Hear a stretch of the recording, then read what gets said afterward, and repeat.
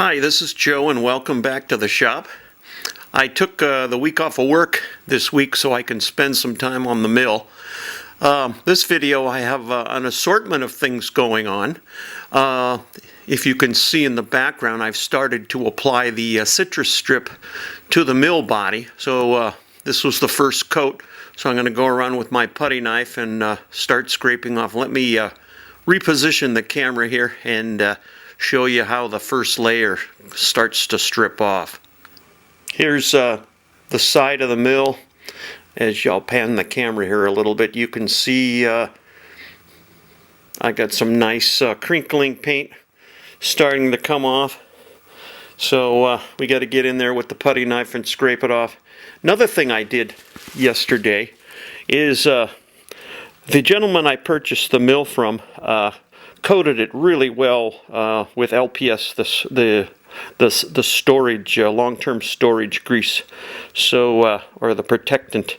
And so what I did was I plugged up the hole, the drainage hole in the table, and I filled it up with the Zep Industrial Purple degreaser and cleaner. And so I filled it up with that fairly full, and I took my brush and went through, and I've been trying to get all the grease and crud off the table. So I'm going to, as soon as I get done with this filming here, I'm going to drain that out.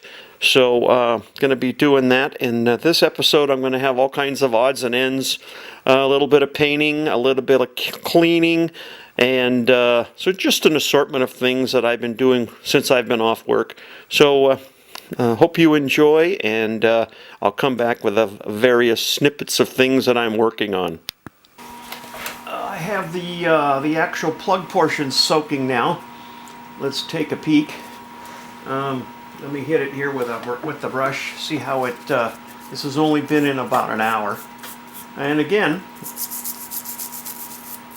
just with a little bit of scrubbing, the paint comes right off. So I'll let those sit for another hour or so. In the meantime, as I said, this was sort of an odds and ends video. I just pulled a whole cup full of nuts and bolts and fasteners and various assorted parts off the mill. These have been soaking overnight in Evaporust. Now I'm going to rinse them in the Zep Industrial Purple cleaner and degreaser, and where it's needed I'll hit them with the wire brush. We'll rinse them off in the Zep, let them all dry, and hopefully we'll have a bunch of clean parts to go back on the mill. Here's the electrical receptacles. They were brushed again, pulled out, wiped down with a paper towel, and now they're just sitting there drying. I used a brass wire brush to scrub some of the metal portions, as well as the plastic receptacle portions of the plug. And all the paint came off. The rust pretty much came off. I was quite impressed with how it cleaned up. Here's all of the nuts and bolts and springs and etc.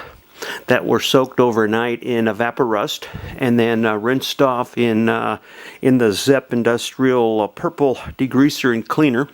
And then they were cleaned up with a brass wire brush and wiping things down. Pretty brutal of a job, but a lot of the hardware is that I've taken off so far is now cleaned up and ready to go. Just doing a bunch of odds and ends here.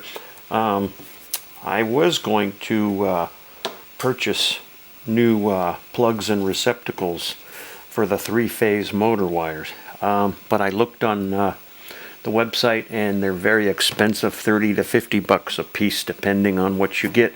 So I took all the electrical connectors, took them all apart, soaked them and wire brushed them, and I'm wiring them back up, saving myself some money doing that. Funny, just for kicks, this is the original 60-year-old wire that was on the mill originally.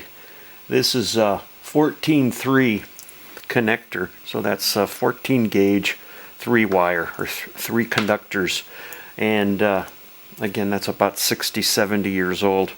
And then look at today's technology. This is also a 14.3. Look at the size difference. So what I can tell is there's a lot of additional looks like some type of paper insulation in there, and here there's just a very thin amount of paper in there. So it's just interesting. So I'm replacing all the old wiring up to the 3-phase motors, and then I'm also wiring new wire between the single phase 220 to my VFD variable frequency drive, and then from the variable frequency drive over to the junction box on the mill. So all that wiring is going to be replaced. So I'll show some pictures at the end of the video of before and after plugs after they've been cleaned, wire brush soaked, etc. We're into two plies or 2 layers of paint stripping now with Citrus Strip.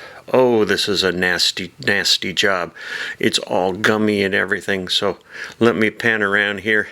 We're almost down to the last 2 gray layers. I'm going to go pick up a larger wire brush, and putty knife is good for straight areas, but getting in the crevices is just nasty. So I'm going to pick up a larger wire brush. The smaller wire brushes just gum right up, and then you can't use them. Let me move the camera. I'll show you the other side. Here's the left side of the mill. I have large 33-gallon garbage bags wrapped around the base of the mill to try to catch most of the paint. But here we have to keep on working. I have to do at least another 2 plies before my wire brush on my drill and grinder will get down to bare metal. So I'll keep on working. I'll come back and show you the progress. Here's the lower portion of the knee and the motor for the feeds, and I'll pan over here a little bit. It's just getting in there with a small brush is just gooey. We're looking behind the mill at the very base, and this is behind a cover, and this is where the flood cooling pump and tank are located. And I guess when the mill was sitting outside for 20 years, this is a real rat's nest back here. There's rat turds and leaves and crud, and the pump wasn't working and is filled with all kinds of crappy looking oil. So I'm in the process of trying to remove all these pipe fittings to get the top of the tank off with the motor on it, and to remove some of the plumbing so I can pull this out and then vacuum the thing out. I'm probably going to have to rebuild the pump and the motor. The owner who I purchased this from says that the pump was making noise but was not working. So who knows? It could be plugged up.